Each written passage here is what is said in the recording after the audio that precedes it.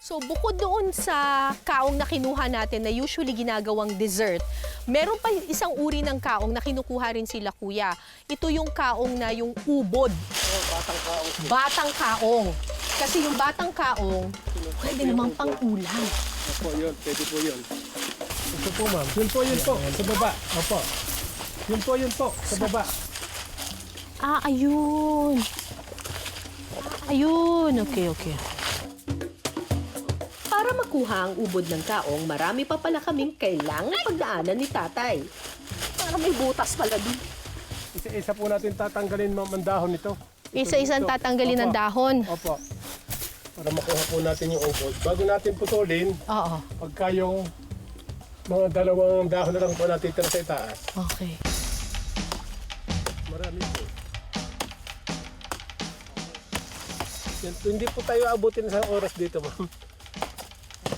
Maraming pakinabang yung puno ng kaong. Yung bunga, ginagawang minatamis. Tapos, yung dahon naman niya, ginagawang walis tingting.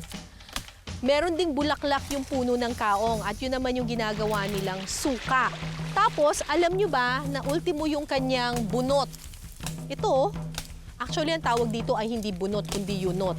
Kapag pinagsama-sama ito, pwede raw itong gawing matibay na lubid. Ngayon, ang kinukuha ngayon ni... Ay! Hulog na. O sige po! Wait lang po. Tago ako dito. Pati pala ubod ng kaong pahirapan din ang pagkuha. Last two. Dito po natin sa bandang ito puputulin siya.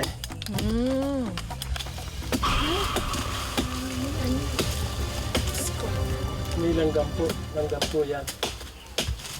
Ayan, ma'am. Yun! Ah, yung buo. Opo, opo. Yan. Ito. Ayan na.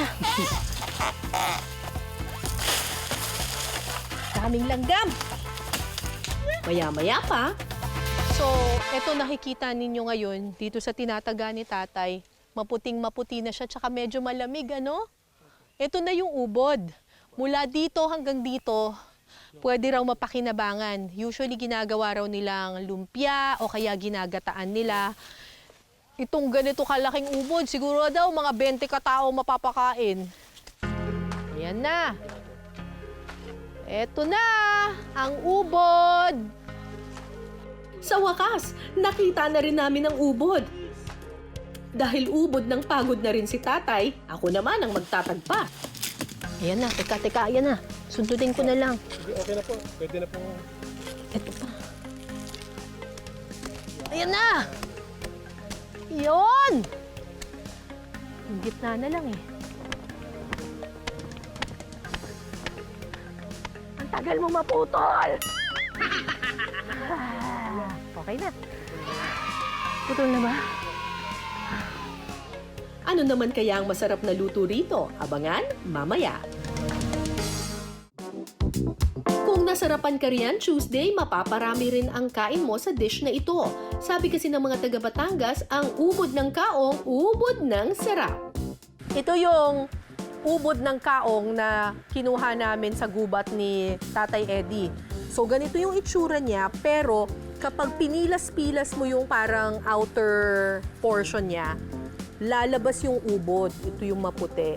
Ito na ngayon yung ubod na ang ginawa na po namin ay hiniwa-hiwa na po namin at naging ganito na siya. Tama? Ayan. Sarap! Parang ano? Hilaw pa po yan, ma'am. Ay, bawal ba kainin? Pwede lang Hilaw? po. Baka sumakit siya. Huwag yung kadamihan. Huwag lang dadamihan. Isa pa. Lasa siyang ano, yung ubod ng niyog. Pero mas manamis-namis, no? Opo. Hmm. Mas masarap po yan kaysa ubod ng niyog. Talaga? Opo. Sa kawali, igigisa ang bawang at sibuyas. Kalain mo yung kaong, hindi lang pala siya pang dessert. Pwede rin siyang pang ulam. Pwede po. Makati sa dila. Ha? Medyo makati sa dila. Pagka po yung hilaw, pero pag luto po yan, hindi na. Kumakain kasi ng hilaw eh. Makati sa dila. Huwag pong kumain ng hilaw na ubod ng kaong. Huwag niyo po ako gayahin. Ubod ng takaw lang po ako, pati hilaw kinain ko. Ay, Diyos ko. Sunod na ilalagay ang manok at bahagyang igisa. Pagkatapos, haluan ito ng tubig. Timplahan ito ng paminta at asin. Ito po ay pakukuluin natin Opo, hanggang sa pakukuluin maluto po. ang... Pagka yung half cook na po, Half cook, oo. ilalagay po natin yan bago tatakipan po natin. Hindi po natin pwedeng haluin yan hanggat hindi luto mamaya. Ay, bakit? Pag nakalagay na po yan, bakit? para po hindi siya makati sa dila. Ha? Pag hinalo, kakate. Opo, yan po yun. Yan po, secret niyan. Yung pala ang secret. Oh, tandaan nyo yan ha. Pag magluluto kayo ng ubod ng kaong, pag nilagay nyo na siya, huwag nyo nang hahaluin. Takpan hanggang sa bahagyang maluto ang manok. Baka half cook na yan, kuya. Sige po, tanggalin na po natin. Yung hulog na po natin ang... Hulog. Opo, Ihulog ko na to. Opo. Hindi kumasi. Oh, tamang kasya. Oh, wag hahaluin! Opo, akin po lang kinukuha. Hindi po, okay lang po yan. Lalagay na po natin yung mga ingredients. Hindi po kakatiyan. Timplahan ito ng ketchup, tomato sauce, pampalasa at liver spread. Sunod na ibuhos ang kakanggata o unang piga ng niyog. At sa kahayaan itong kumulo. Oh, ayan, kumukulo-kulo Opo. na. Hindi natin hahaluin, hahayaan natin na yung kulo ang maghalo dun sa kanya. Opo. Okay, tas takpan na natin. Opo. Yan. Yan. Medyo mahinaan po natin ang apoy ng konti. Hinaan ma'am. natin ng kaunti ang Yan. apoy. Okay na po. Mga ilang Wait minutes na po. po tayo. 10 to 15 minutes po siguro luto, Luto na yan. Opo. Okay. Basta luto na po yung manok, luto na rin yung ubod nun. Maya-maya pa, ready to serve na ang ginataang ubod ng kaong. Eto na po, luto na ang ating ginataang ubod ng kaong na may manok. Opo. Alright. Bango.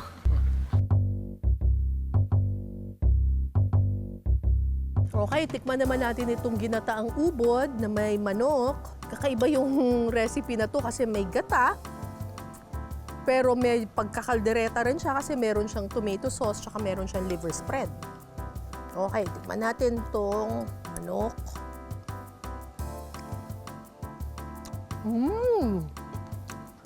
Sarap ah.